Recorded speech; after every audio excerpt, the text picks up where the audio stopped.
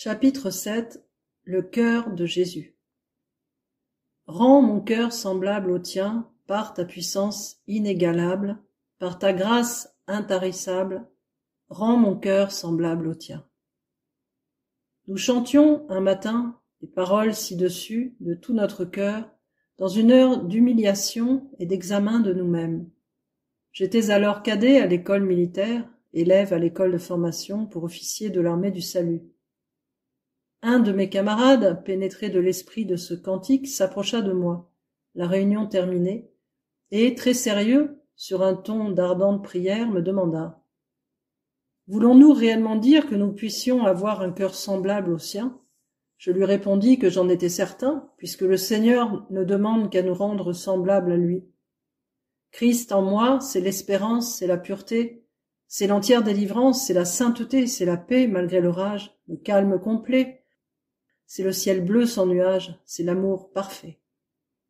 Jésus a été, en effet, le premier-né entre plusieurs frères. Romains 8, verset 29. Il est notre frère aîné, et nous devons lui être semblables. Tel il est, tel nous sommes aussi dans ce monde. Et celui qui dit qu'il demeure en lui doit marcher aussi comme il a marché lui-même. 1 Jean 4, versets 17 et 2, verset 6.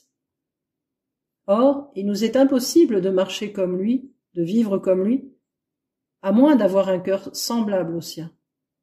Nous ne pouvons porter les mêmes fruits que lui sans posséder la même nature que lui. C'est pourquoi il veut nous rendre semblables à lui. C'est aux fruits qu'on juge un arbre. C'est par ses œuvres que nous pouvons connaître le cœur de Jésus. Nous découvrons l'amour en lui. Son cœur débordait d'amour. Il portait le fruit délicieux du parfait amour. Ni haine, ni amertume, ni dédain, ni égoïsme ne s'y mêlaient. Il aimait ses ennemis et priait pour ses bourreaux. Ce n'était point un sentiment inconstant changeant au gré du moment, mais immuable et éternel. Jérémie 31, verset 3. Gloire à Dieu, que tout cela est merveilleux. Voilà précisément l'amour qu'il désire voir en nous. Écoutez.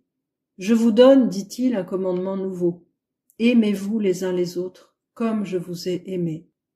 Jean 13, verset 34.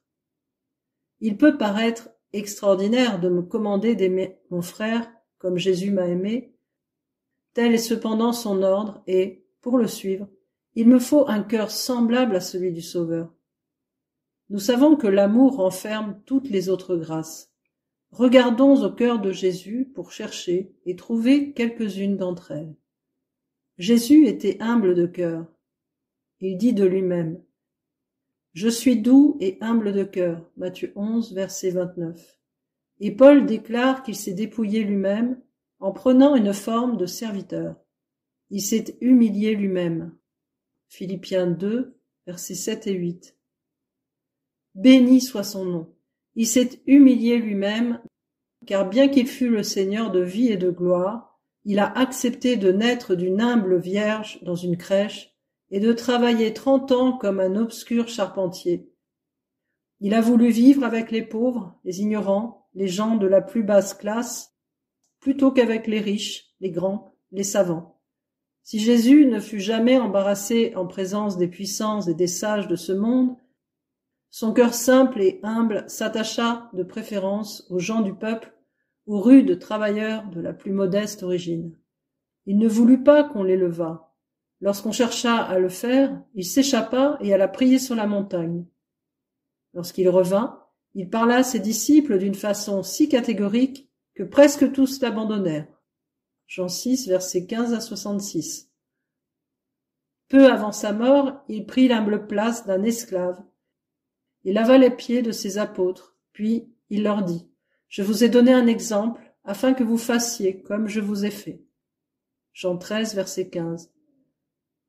Ceci me fut d'un grand secours à l'école militaire. Le lendemain de mon arrivée, on m'envoya dans un étroit réduit pour cirer une quantité de souliers sales appartenant aux cadets.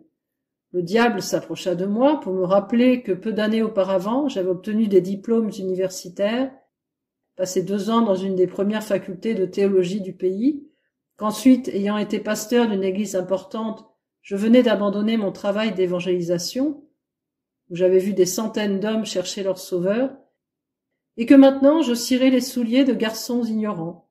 Le diable est mon vieil ennemi. Mais je lui rappelai l'exemple de mon sauveur, et il s'éloigna. Jésus a dit, « Si vous savez ces choses, vous êtes heureux, pourvu que vous les pratiquiez. » Jean 13, verset 17. Je les pratiquai, le diable le savait, il me laissa et je fus heureux. Ce petit réduit s'était transformé pour moi en un parvis du ciel, et mon Seigneur m'y visita. Dieu résiste aux orgueilleux, mais il fait grâce aux humbles. Luc 4, verset 6.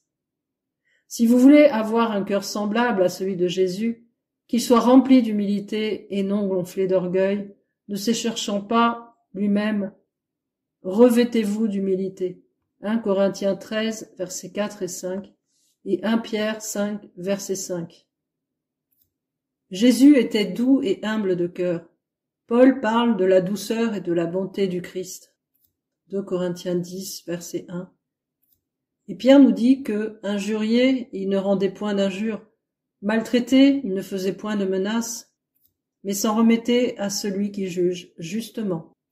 1 Pierre 2, verset 23.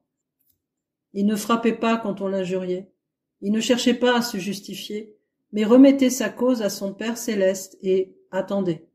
Semblable à un agneau qu'on mène à la boucherie, à une brebis muette devant ceux qui la tondent, il n'a point ouvert la bouche. Ésaïe 53, verset 7. C'était la douceur portée à sa perfection, car non seulement il se refusait à rendre les coups, mais il subissait les plus cruelles et les plus humiliantes injustices. C'est de l'abondance du cœur que la bouche parle. Matthieu 12, verset 34. Son cœur était plein de douceur, sa bouche ne récriminait pas contre ses ennemis. C'est précisément ce qu'il exige de nous dans ses paroles. Je vous dis de ne pas résister aux méchants. Si quelqu'un te frappe sur la joue droite, présente-lui aussi l'autre. Si quelqu'un te force à faire 1 000, fais-en 2 avec lui. Matthieu 5, versets 39 à 41. Je connais un chrétien noir, haut de plus de 6 pieds, fortement bâti, aux bras musculeux, qui fut, il y a peu de temps, repoussé d'un tramway d'une manière inconvenante et brutale, alors qu'il avait autant de droit à sa place que le conducteur lui-même.